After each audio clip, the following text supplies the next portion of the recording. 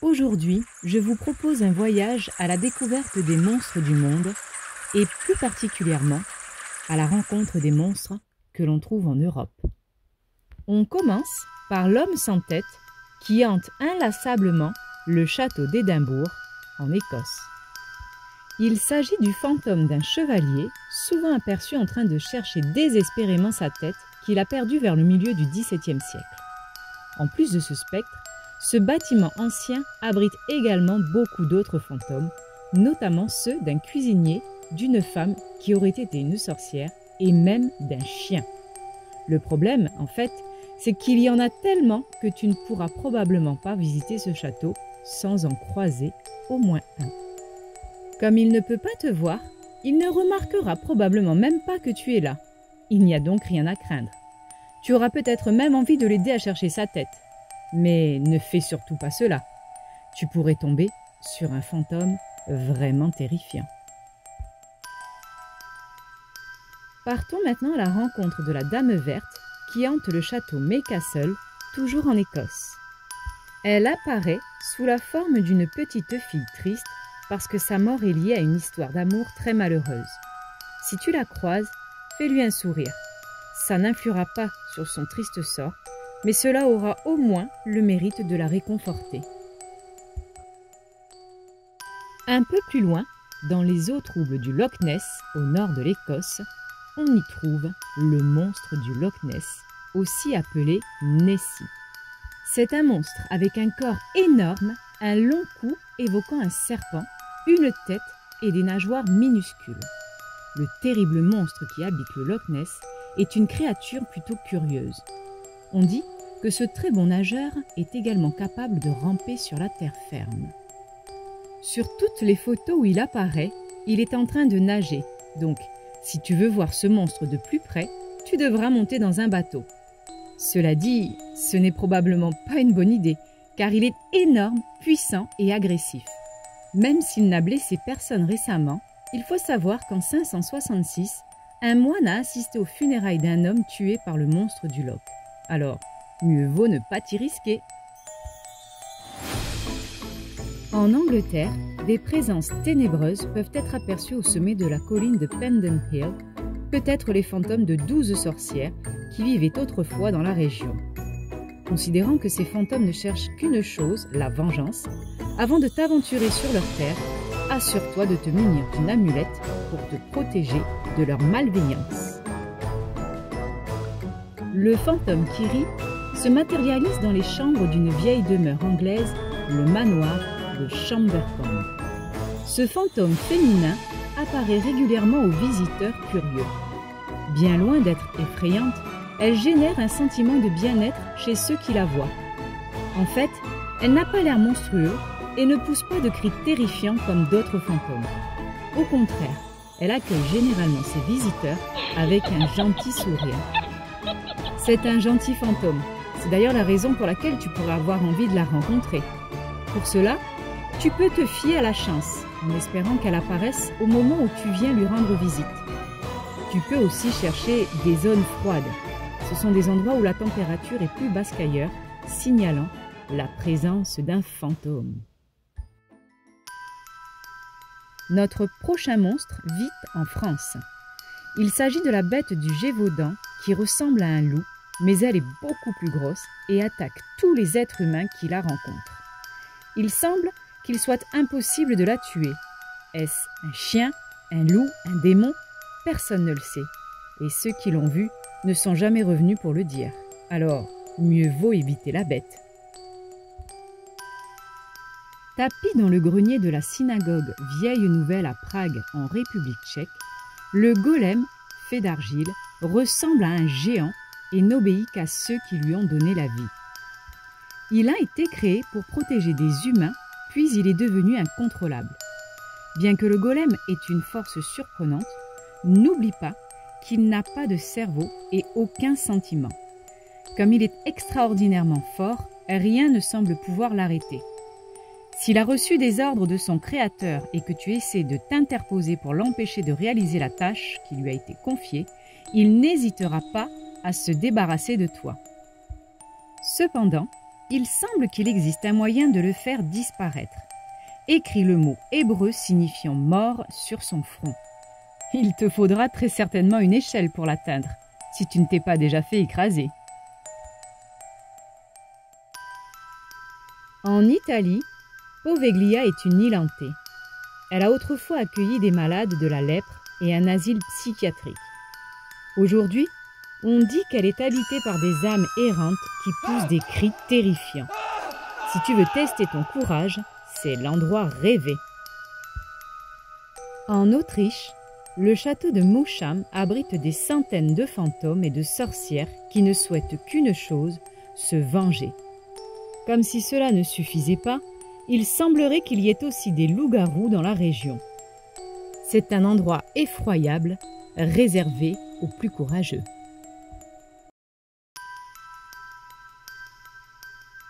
Smok Wawelski est un dragon qui vit dans une grotte au pied de la colline de Wawel, à Cracovie, en Pologne.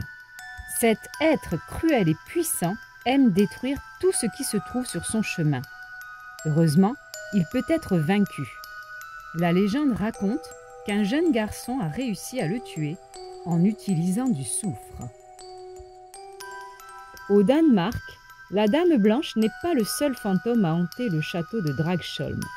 Il y a aussi la Dame Grise, le comte Bothwell, chevauchant fièrement son destrier, des moines, des chevaliers en armure et beaucoup d'autres. Impossible de mettre les pieds dans ce château sans tomber sur un revenant. L'ogre est un monstre qui vit en Europe du Nord. Il est très grand, fort, laid et poilu. C'est vraiment une créature répugnante. Il vit dans des grottes et des marais et il aime chasser les humains pour les manger. Mais tu pourras facilement en venir à bout car s'il possède un corps puissant, il n'est vraiment pas intelligent. Le gobelin se cache partout où l'on peut trouver des grottes souterraines et tu le verras souvent voler sur des chauves-souris. Il ressemble à un homme, mais en beaucoup plus petit. Sa peau a une teinte qui va du brun au rouge et il a des oreilles, un nez et un menton pointu. Il est méchant et diaboliquement rusé. Un gobelin n'a pas beaucoup de force.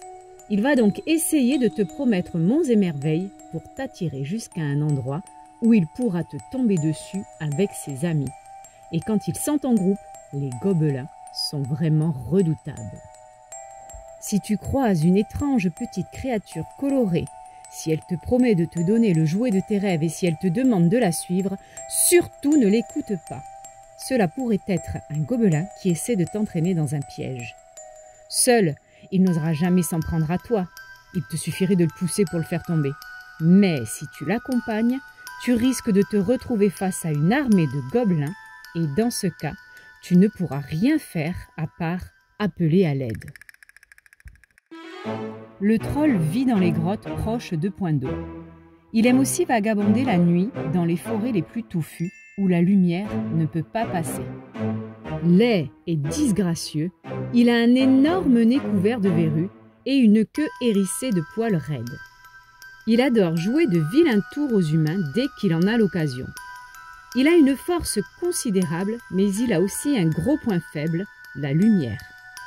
S'il est exposé aux rayons du soleil, il se transforme immédiatement en pierre. Il faut aussi savoir que mieux vaut ne pas trop s'approcher de lui car il sent terriblement mauvais. Pour l'affronter, tu devras recourir à la ruse, pas à la force. Il est beaucoup plus fort que toi et aucune arme ne te sera utile contre son corps puissant. Il va falloir tirer profit de sa faiblesse, la lumière du soleil.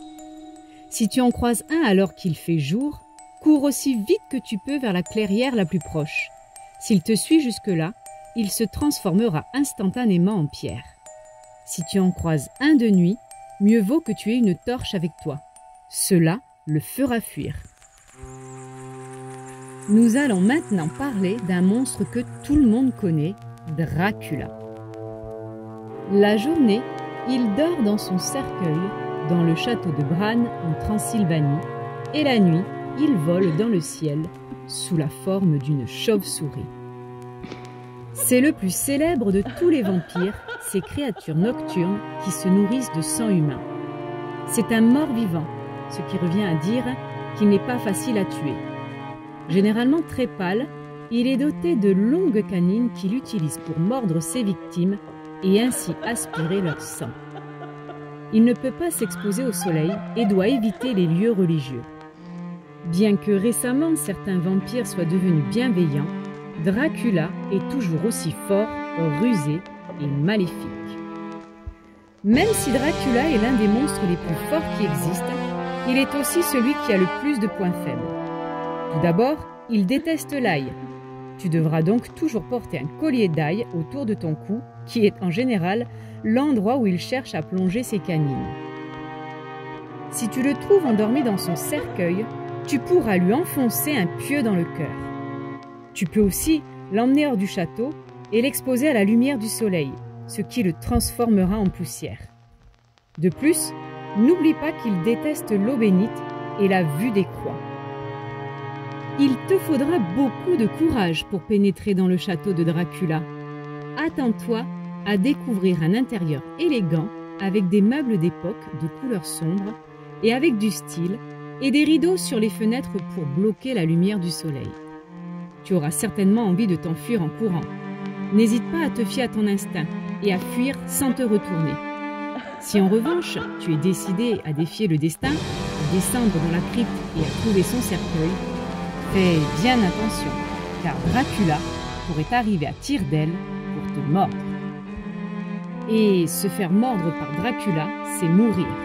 S'il boit tout ton sang, ton trépas sera rapide. Mais ton sort sera peut-être pire que la mort, car s'il ne te vide pas complètement de ton sang, tu vas te transformer en vampire. Alors, si tu ne veux pas devenir un monstre, prends soin d'avoir toujours un peu d'ail et d'eau bénite sur toi, et tu échapperas à ce triste destin. Nous terminerons ce voyage en Europe en partant à la rencontre du monstre de Frankenstein. Animé par la vengeance, il rôde en Suisse, en Angleterre et occasionnellement au pôle Nord. Cette créature est véritablement monstrueuse. Créée à partir d'un corps en décomposition, elle est constituée de bandes de peau jaunâtre qui couvrent à peine ses organes vitaux. Ses lèvres sont noires et ses yeux éteints. Il est aussi couvert de cicatrices et est beaucoup plus grand qu'un être humain ordinaire. Il a une force prodigieuse et il semblerait que rien ni personne ne puisse l'arrêter. En le voyant, tu auras envie de prendre tes jambes à ton cou.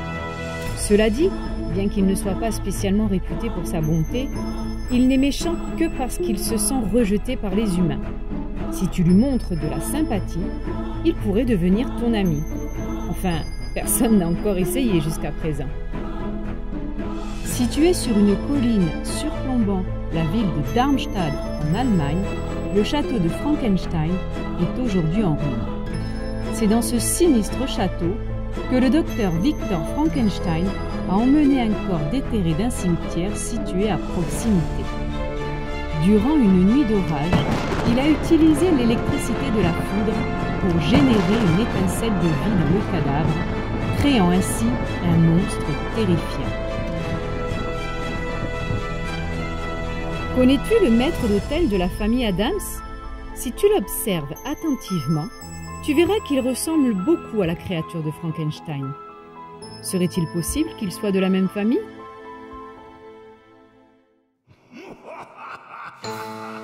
Et voilà, j'espère que ça t'a plu. Surtout, reste bien à l'affût car d'autres vidéos vont bientôt arriver. Et oui, figure-toi que le monde est vaste et les monstres sont partout. Alors, n'oublie pas d'activer la petite cloche de notification pour être au courant dès que la prochaine vidéo sortira. Merci et à bientôt!